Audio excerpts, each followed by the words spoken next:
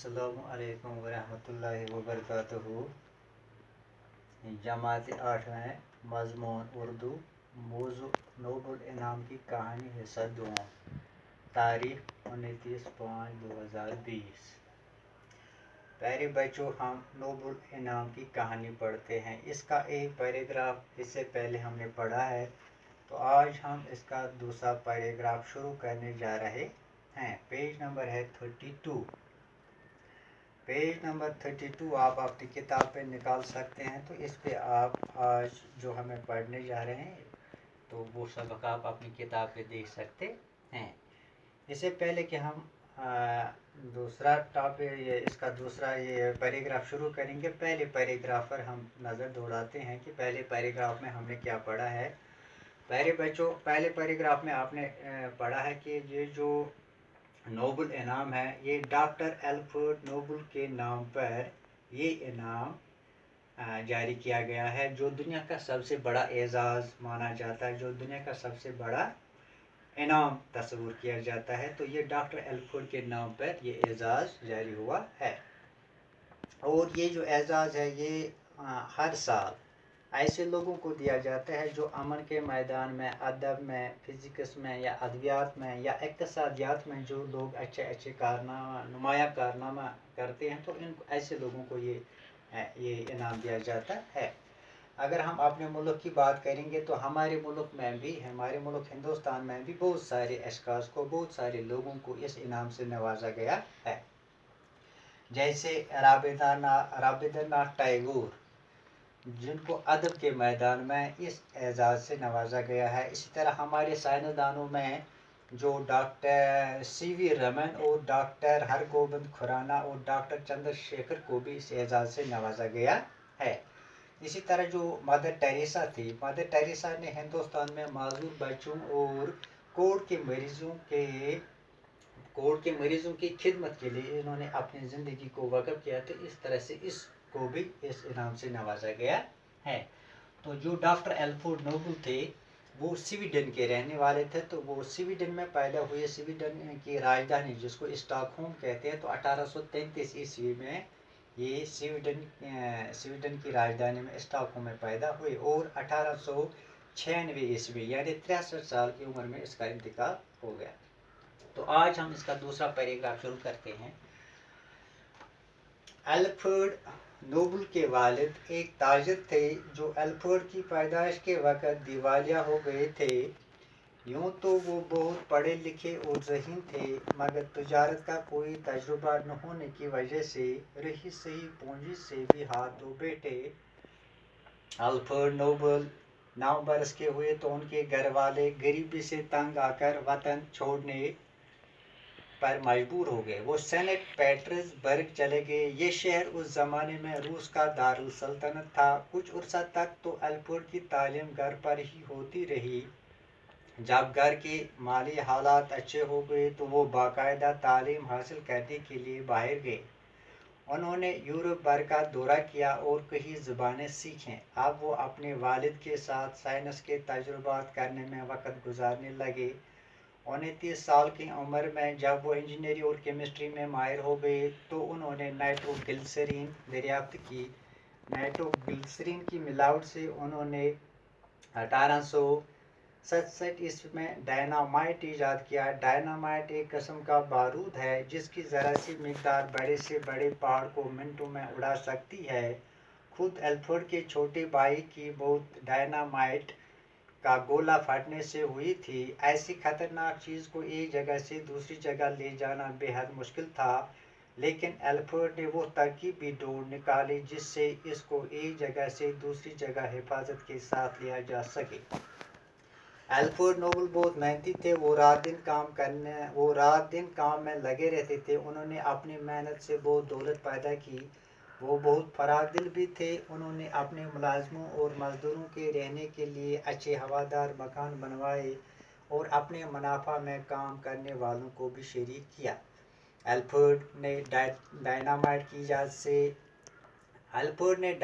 की ईजाद इसलिए नहीं की थी कि कहीं उसे जंग के लिए इस्तेमाल किया जाए और इंसानी बस्तियों को तबाह व बर्बाद किया जाए।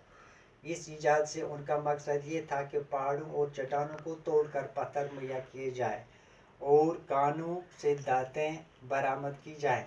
अल्फ्रेड नोबल को जंग से बेहद नफरत थी। उनकी दिली ख्वाहिश थी कि दुनिया की तमाम कौमें आपस में अमन व सलाह के साथ रहें।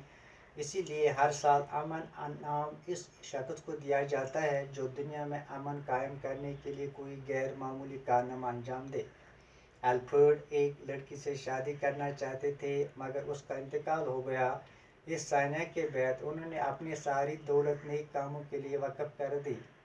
उन्होंने तमाम उम्र शादी नहीं की और ये वसीयत की कि उनकी आमदनी से हर साल इनामात दिए जाए। लिहाजा उनकी वसीयत के मुताबिक हर साल दुनिया के बड़े साइंसदानों, अदीबों, माहिरीन इक़्तिसादियात और अमन के लिए काम करने वालों को ये इनामात दिए जाते हैं। प्यारे बच्चों, जो अल्फ्रेड नोबल थे आपके वालिद एक ताजिर पेशा थे, यानी पेशा से वो ताजिर थे, वो तजारत पेशा थे। जिस वक्त अल्फ्रेड पैदा हुए उस वक्त उसके घर वालों की हालत बहुत ही ख़राब थी, यानी उसके घर वालों की माली हालत जो थी वो ठीक नहीं थी। अगरचे आपके वालिद पढ़े लिखे और ज़हीन भी थे, लेकिन उसके पास तजारत का तजुर्बा न होने की वजह से उससे काफ़ी मुश्किलात का सामना करना पड़ा। अल्फ्रेड नोबल जब 9 बरस के हुए तो उनके घर वाले जो थे वो गरीबी से तंग आकर अपने वतन को छोड़ने पर मजबूर हो गए और वो सेंट पीटर्सबर्ग चले गए।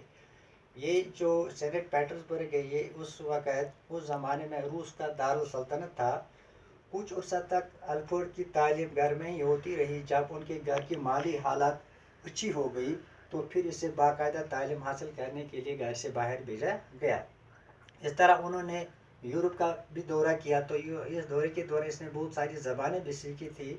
वो बाद में वो अपने वालिद के साथ साइंस के मैदान में साइंस के तजुर्बात करने में वक्त गुजारने लगे।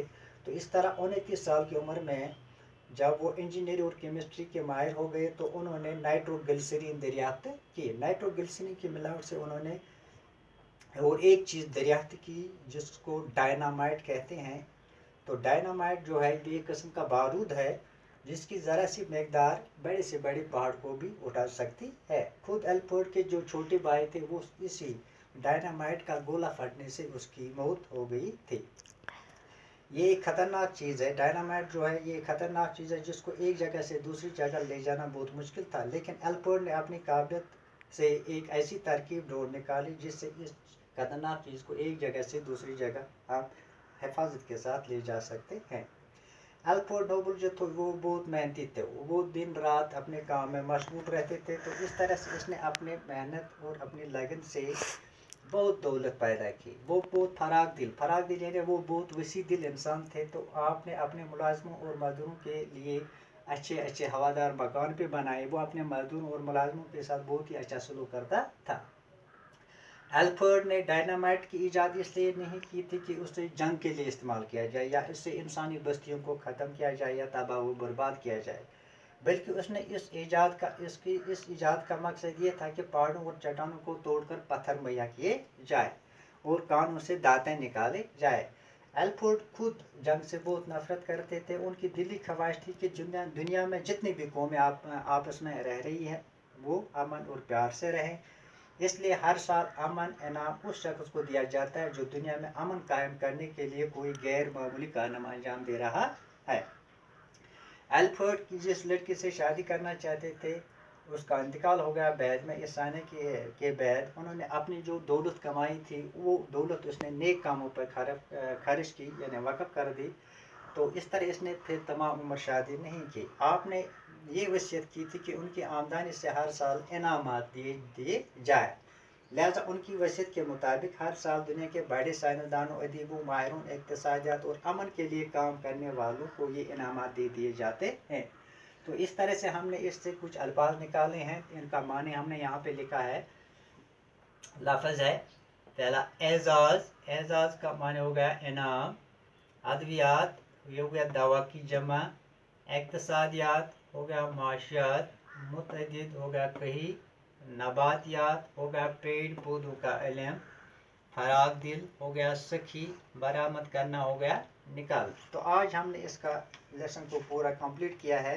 कल इंशाअल्लाह हम इसके सवाल उठाएंगे, कल हम इसके सवालात लिखेंगे। तो आज इतना ही है। खुदा।